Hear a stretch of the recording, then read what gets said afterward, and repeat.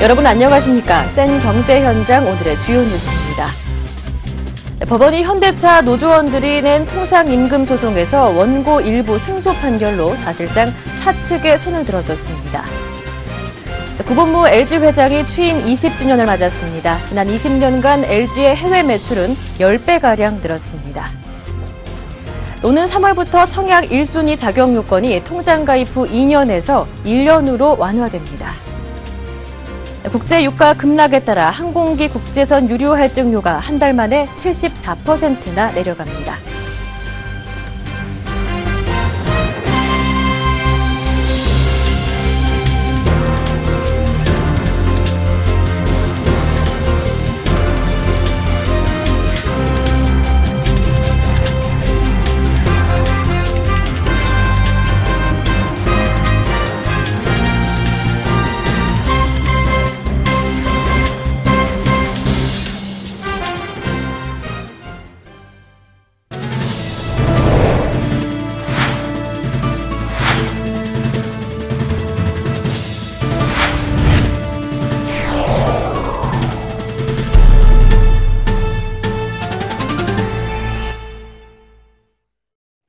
코스피 지수가 스위스발 환율 쇼크 후에 1900선 아래로 밀려났습니다. 오늘장 자세한 마감 소식 증권부 김창영 기자 전화 연결해서 들어보겠습니다.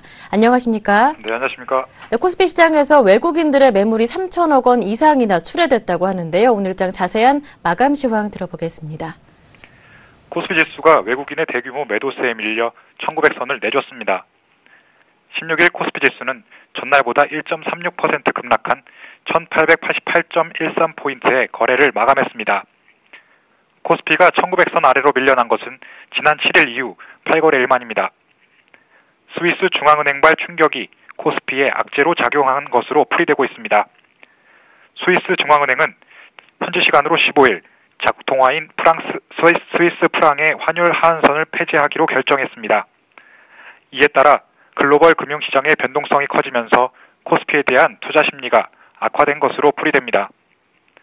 아울러 간밤 미국 뉴욕 증시가 조정을 받은 점도 코스피에 부담으로 작용한 것으로 풀이됩니다. 전날 미국 뉴욕 증시는 뱅크 오브 아메리카와 시티그룹 등 대형 은행들의 실적 부진과 국제 유가 급락의 여파에 밀려 3대 지수 모두 1% 안팎으로 하락 마감했습니다.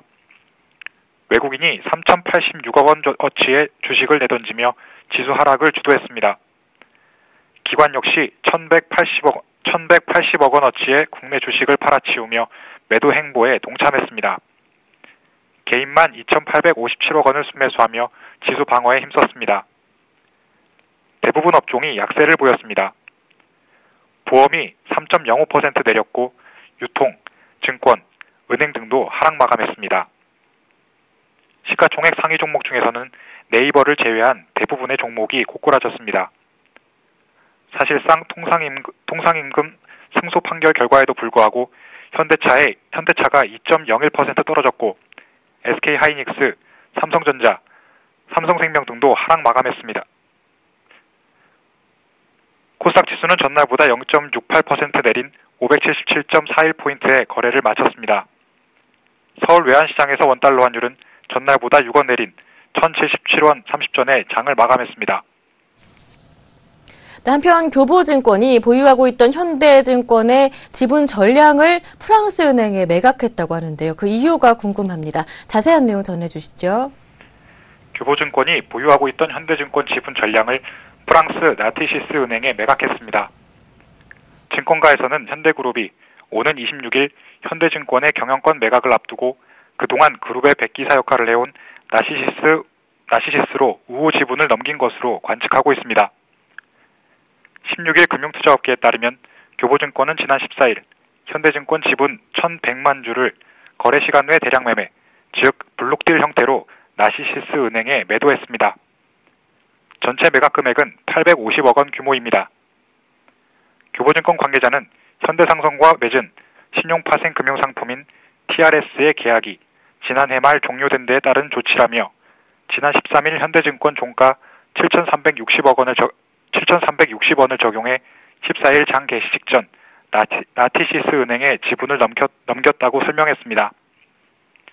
교보증권이 이번에 매각한 주식은 지난 2011년 현대증권이 자본금 확충을 위해 발행한 우선주입니다. 의결권이 없는 일반적인 우선주와 달리 보통주처럼 의결권이 붙어있던 것으로 이달 13일 보통주로 전환됐습니다. 현대증권은 2011년 말 5,950억 원 규모의 유상증자를 단행했습니다. NH투자증권과 자베즈 파트너스는 당시 발생한 실권주를 인수하면서 현대상선과 손실을 보전할 수 있는 파생상품 TRS 계약을 맺었었습니다. 이후 현대상선은 2012년 9월 NH투자증권과 TRS 계약을 조기 정산하면서 NH투자증권의 현대증권 지분을 교보증권에 넘겼습니다. 증권가에서는 이번 블록딜에 대해 현대상선이 현대증권 매각을 앞두고 백기사 역할을 해오던 나티시스 은행으로 우호 지분을 옮긴 것으로 해석하고 있습니다. 나티시스 은행은 그동안 현대그룹이 경영권 위험에 노출될 때마다 백기사 역할을 해오며 우호적인 관계를 맺어왔습니다. 네, 말씀 잘 들었습니다. 지금까지 서울경제신문 증권부의 김창영 기자와 함께했습니다. 고맙습니다. 네, 고맙습니다.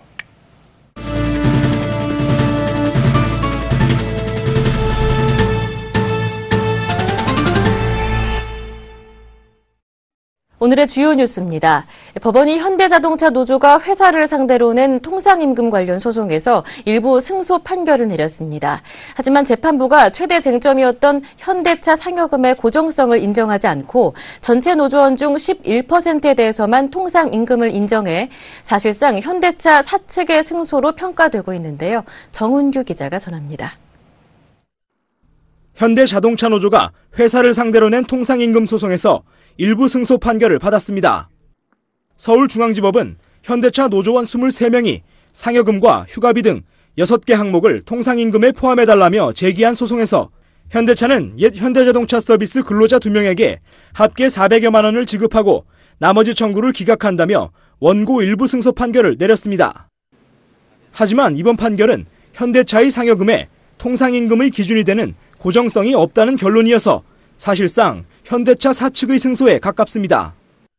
앞서 대법원 전원합의체는 2013년 12월 통상임금은 정기적, 일률적, 고정적으로 지급되는 것인지를 기준으로 판단해야 한다며 통상임금 가이드라인을 제시했습니다. 현대차는 지난 1999년 모비스 전신인 현대전공, 현대차 서비스와 통합했는데 현대차와 현대전공의 상여금 시행세 측에는 15일 미만 근무자에게 상여금 지급 제외 규정이 있어 고정성이 없다는 판단입니다. 반면 현대차 서비스에는 관련 규정이 없어 통상임금으로 인정된 것입니다. 이번 소송은 노사 합의를 통해 선발한 직군별 대표 소송으로 결과에 따라 전체 조합원에 적용하기로 합의한 바 있습니다. 소송에 나선 노조원 23명 가운데 통상임금을 인정받은 2명은 옛 현대차 서비스 노조원을 대표합니다. 따라서 통상임금 포함 대상은 현대차 전체 노조원 5만 1,600명 중 11%인 5,700명이고 현대차가 추가 부담해야 할 인건비는 100억 원 내외에 그칠 것으로 추산됩니다. 당초 업계에서는 법원이 현대차 노조 전체의 손을 들어주고 과거 3년치 소급분까지 지급하게 되면 현대차 5조 원을 포함해 현대차 그룹 전체에서 추가 부담해야 할 인건비는 첫 해에만 13조 2천억 원에 달할 것으로 추정했습니다. 현대차 사측은 이번 판결이 사실상 승소라며 안도하는 분위기입니다. 이번 판결은 현대자동차 대다수 근로자의 상여금이 통상임금에 포함되지 않는다는 것으로 더 이상의 소모적인 논쟁에서 벗어나 합리적인 해법을 찾을 수 있는 기준점이 됐다는 데 그 의의가 있습니다. 노조 측은 아쉬움을 나타내고 있습니다. 이경훈 금속노조 현대차 지부장은 현대차 그룹 계열사에 동일 임금 기준이 적용돼야 한다며 조합 내부의 논의를 거쳐 항소 여부를 결정하겠다고 밝혔습니다. 서울경제TV 정훈규입니다. 한국경영자총협회는 오늘 현대차 통상임금 관련 법원 판결에 대해 환영의 뜻을 표시했습니다. 그러나 일부 조합원에 대한 소급분 인정은 신의 원칙이 적용되지 않은 것이라며 유감을 나타냈습니다. 경총은 이번 판결은 그동안 하급심에서 대법원의 취지를 반영하지 못하고 엇갈린 판결을 내렸던 것과는 달리 통상임금의 고정성을 명확히 밝힌 점에서 존중한다면서도 정기 상여금을 통상임금으로 인정하면서 일부 조합원에 대해 소급분을 인정해 신의칙을 적용하지 않은 점은 종전의 관행과 합의를 무책임하게 뒤집은 것이라고 꼬집었습니다. 경총은 또 신의 측을 적용하지 않은 이번 판결이 최근 저성장 기조 속에 많은 기업이 위기에 봉착한 상황에서 기업의 인력 운용에 대한 부담을 심화시킬 것으로 우려된다고 덧붙였습니다. 전국경제인연합회는 이번 판결은 대법원 전원합의체가 판시한 고정성 요건에 따라 명확히 판단한 것이라며 최근 일부 하급심의 일관성 없는 판결로 야기될 수 있는 소송 확산 우려를 해소할 수 있을 것으로 기대한다고 밝혔습니다. 전경련은 그러나 극히 일부 근로자들의 상여금만을 통상임금으로 인정함에 따라 현장에서 새로운 갈등이 야기될 수 있어 우려스럽다고 덧붙였습니다.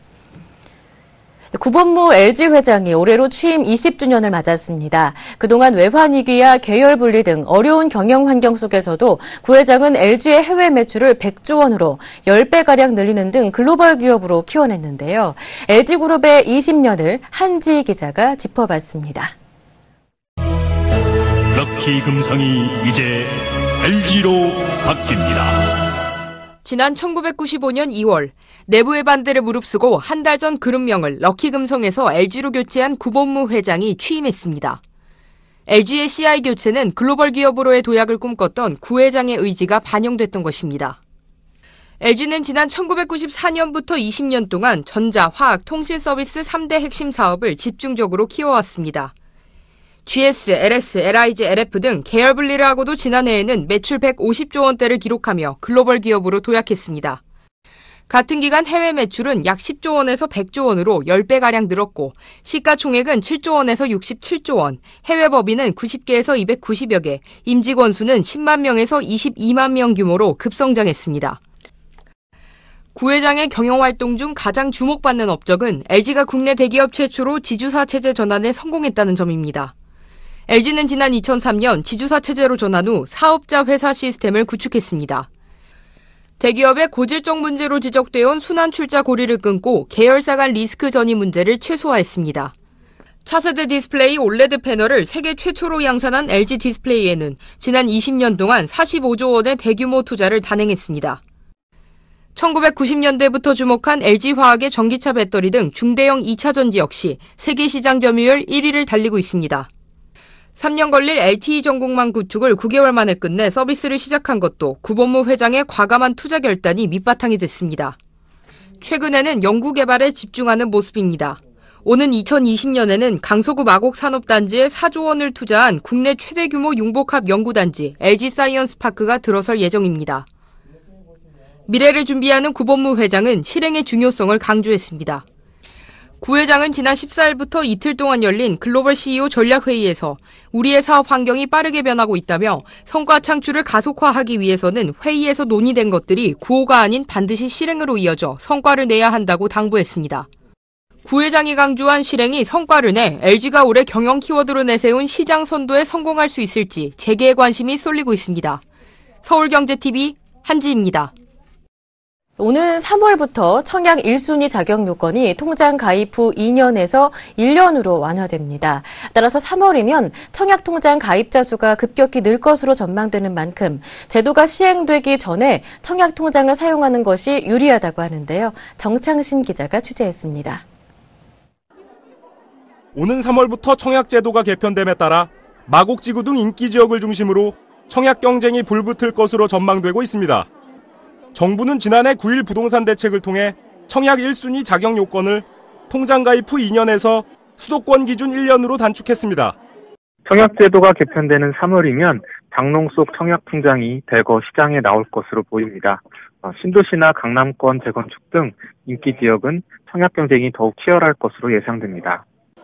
부동산 114에 따르면 올해 아파트 분양 물량은 총 32만 2,340가구로 이 중 3만 3,073가구가 1, 2월에 분양될 예정입니다. 올 한 해 분양 물량의 10% 이상입니다. 이에 따라 부동산 전문가들은 청약통장이 있는 가구는 1, 2월에 청약통장을 꺼내는 것이 유리하다고 조언하고 있습니다. 실제로 금융결제원에 따르면 11월 말 기준 청약통장 가입자 수는 총 1,744만여 명입니다. 이 중 전국 1순위 청약통장 가입자는 743만여 명으로 부동산 업계에서는 3월부터 청약 조건이 완화되면 1순위 가입자 수는 1,160만 명 수준까지 크게 늘 것으로 전망하고 있습니다. 이에 따라 1, 2월에 분양하는 아파트에 수요자들의 관심이 쏠리고 있습니다. 현대엔지니어링은 오늘 서울 강서구 마곡지구에 공급할 마곡 13단지 힐스테이트 마스터 모델하우스를 개관하고 분양 일정에 들어갔습니다. 이 단지는 전용 면적 59, 84제곱미터 1194가구 규모입니다. 현대엔지니어링은 여성들을 배려한 특화 설계로 수요자들을 공략할 계획입니다. 청약 일정은 21일 1, 2순위, 22일 3순위를 접수합니다. 호반건설도 화성시 동탄 2신도시에 호반 베르디움 3차 아파트 분양에 나섭니다. 전용 면적 84에서 98제곱미터 1695가구 규모로 앞서 분양한 호반 베르디움 1, 2차 아파트와 함께 총 3619가구에 달하는 대단지로 조성될 예정입니다. 청약은 오는 22일 1순위를 시작으로 순위별 접수를 받습니다. 이 밖에 롯데건설은 서울 금천구 독산동에 전용 84에서 115제곱미터 1238가구 규모의 롯데캐슬 골드파크 3차를 오는 2월에 분양할 예정입니다. 연면적 약 70만 제곱미터 부지에 이 아파트를 비롯해 호텔과 대형마트, 초등학교 등이 들어서는 미니 신도시 개념으로 개발됩니다. 부동산 업계에서는 1순위 청약 통장이 급격히 늘어나는 3월부터 치열한 청약 경쟁을 예고했습니다. 따라서 전문가들은 올해 청약 의사가 있는 실수요자들의 경우 1, 2월 분양 물량에 주목할 것을 조언하고 있습니다. 서울경제TV 정창신입니다. 국제유가 급락에 따라 항공기 국제선 유류 할증료가 미주노선 기준으로 1개월 만에 74% 내려갑니다. 항공업계에 따르면 대한항공과 아시아나항공의 국제선 유류 할증료는 이달 6단계에서 다음 달 2단계로 4계단 떨어집니다. 이에 따라 미주노선 2월 유류 할증료는 58달러에서 15달러로 43달러 내려가며 유럽 아프리카 노선은 56달러에서 15달러로 41달러 저렴해집니다.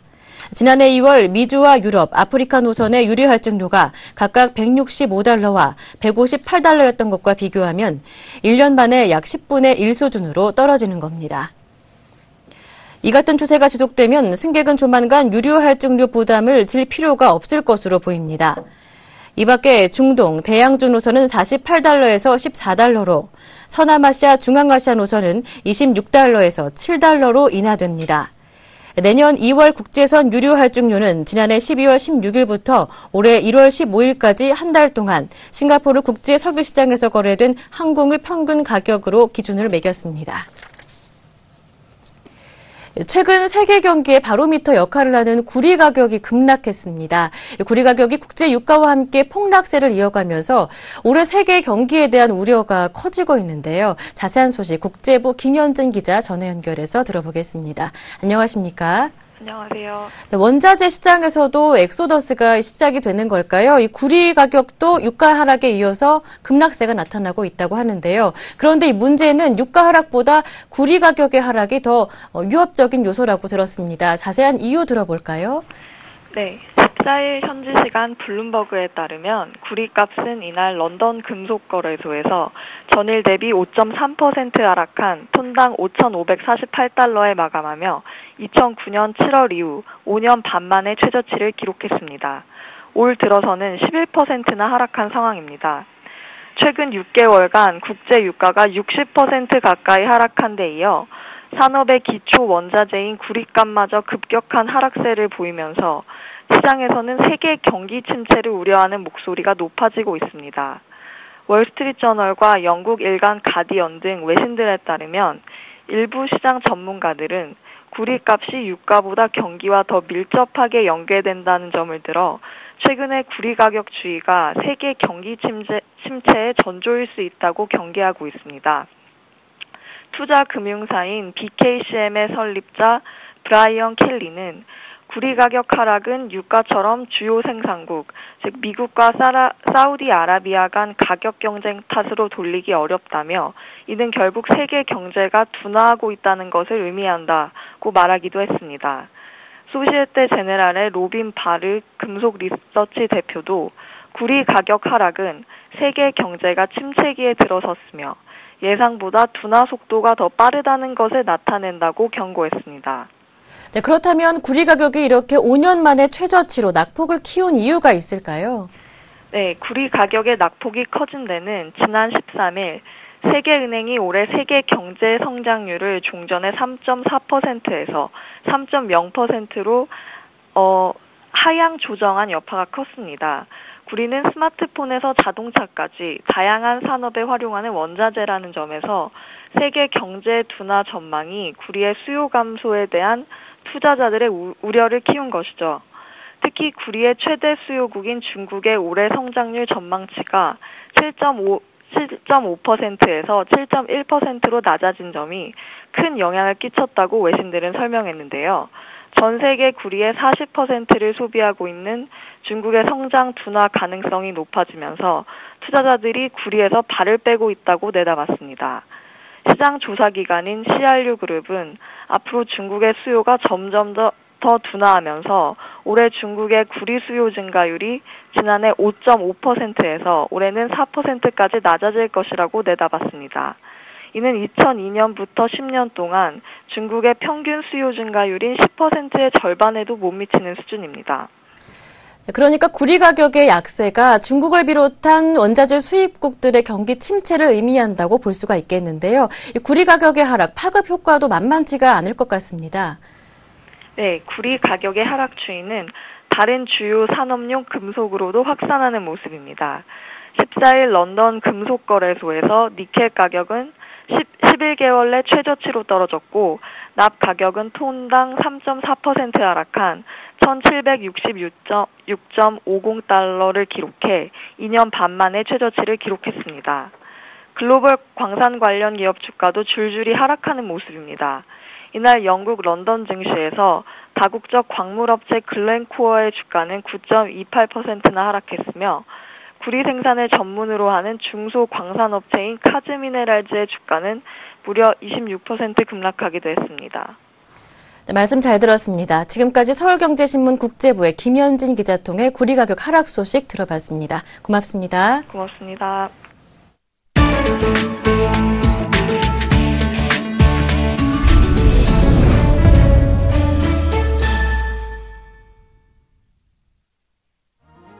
스위스 중앙은행이 유로화 대비 스위스 프랑의 가치 상승을 막기 위해 도입했던 최저 환율제 폐지를 공식으로 발표하면서 국제 외환 시장이 출렁거렸습니다. 스위스 중앙은행은 오늘 성명을 통해 스위스 프랑의 가치는 여전히 높지만 과대평가 우려는 줄었다며 2011년 9월에 도입한 최저 환율제를 폐지한다고 밝혔습니다. 지금까지 스위스는 유로존의 금융위기로 스위스 프랑 가치가 급등할 것을 대비하기 위해 1유로당 최저 환율을 1.20 스위스 프랑으로 설정하고 고정 환율제나 다름없는 최저 환율제를 유지해왔습니다. 하지만 이 환율을 유지하기 위한 비용이 너무 많이 들 뿐만 아니라 유럽중앙은행이 오는 22일 회의에서 추가 양적 완화를 단행할 것으로 예상됨에 따라 최저 환율제를 폐지한 것으로 분석됩니다. 스위스 중앙은행은 또 최저 환율제 폐지로 인한 통화가치 상승을 막기 위해 기준금리도 현행 마이너스 0.25%에서 마이너스 0.75%로 0.5%포인트 낮췄습니다. 한편 이날 외환시장과 스위스 금융시장은 스위스 최저 환율제 폐지에 민감하게 반응했습니다. 스위스 프랑의 가치가 유로화, 달러화 등에 비해 급등해 스위스 프랑의 유로 대비 환율은 장중 한때 1유로당 0.85까지 떨어졌고 달러화 대비 가치도 17%나 올랐습니다. 스위스 주가지수는 이날 유럽 증시 상승에도 불구하고 14%나 하락해 지난 1989년 이후 최저치를 기록했습니다. 미국 재무부와 상무부는 쿠바와의 무역과 금융거래 제한을 완화하고 여행을 확대하는 조치를 16일부터 시행한다고 발표했습니다. 이는 오바마 미국 대통령과 카스트로 쿠바 국가평의회 의장이 지난 12월 협의한 국교 정상화 선언을 구체적으로 실행에 옮기는 첫 조치입니다. 이에 따라 가족 방문과 공무상 방문, 쿠바 국민 지원, 수출입 거래 등 12개 분야의 여행 자유화 조치가 시행돼 미국인들은 쿠바를 자유롭게 여행할 수 있게 됐습니다. 또 미국 여행객들은 쿠바산 담배와 술 100달러치를 포함해 모두 400달러 이내의 물품을 구입해 미국으로 들여오는 것도 허용됩니다. 이와 함께 미국 통신사업자 등이 쿠바의 통신기기나 관련 서비스, 인프라 등을 수출하거나 설치하는 것은 물론 미국 기관의 쿠바 금융기관 내 계좌 개설도 가능합니다. 제이컵 룩 재무장관은 이날 낸 성명에서 오늘 발표로 미국은 제대로 가동하지도 않았던 낡은 정책을 쿠바 국민의 정치, 경제적 자유를 신장할 수 있는 새 정책으로 대체하는데 한 걸음 더 다가서게 됐다고 말했습니다. 이로써 미국과 쿠바가 외교 단절 50여 년 만에 추진하는 관계 복원은 더욱 탄력을 받게 됐습니다. 현재 미국은 쿠바 수도 아바나의 대사관을 재개설하고 쿠바를 테러 지원국에서 해제하는 방안도 적극적으로 추진하고 있습니다. 크리스틴 라가르드 국제통화기금 총재는 저유가와 미국 경제 회복이 세계 다른 지역의 경기 침체 극복까지 견인하기에는 역부족이라고 지적했습니다. 라가르드 총재는 어제 워싱턴 DC 외교협회에서 한 연설에서 이같이 말했습니다. 그는 현 시점에서 주요 관심사는 과연 낮은 원유 가격과 미국의 강한 회복이 글로벌 경제를 더 낙관적으로 전망할 수 있게 하는가라면서 대답은 그렇지 않다는 것이고 하방 위험 요인이 여전히 많다고 설명했습니다. 라가르드 총재는 저유가와 미국의 고성장이 소비 진작과 투자 확대에 일부 도움은 될 수 있겠지만 다른 지역의 고질적인 약세에 대한 치유책이 되지 못할 것이라며 너무나 많은 국가가 높은 정보 부채율과 고실업률 등 2008년 글로벌 금융위기의 잔재에 짓눌리고 있다고 지적했습니다. 다음 주 초 IMF의 세계 경제 전망 보고서 발표를 앞두고 나온 그의 발언은 IMF가 올해 글로벌 및 각국의 경제 성장률을 긍정적으로 보고 있지 않다는 점을 시사하는 것입니다. IMF는 지난해 10월 WEO 보고서에서 올해 세계 평균 성장률 전망을 3.8%로 7월 발표 때보다 0.2%포인트 하향 조정한 바 있습니다. 1월 16일 금요일 센 경제 현장 여기서 마칩니다. 시청해주셔서 고맙습니다.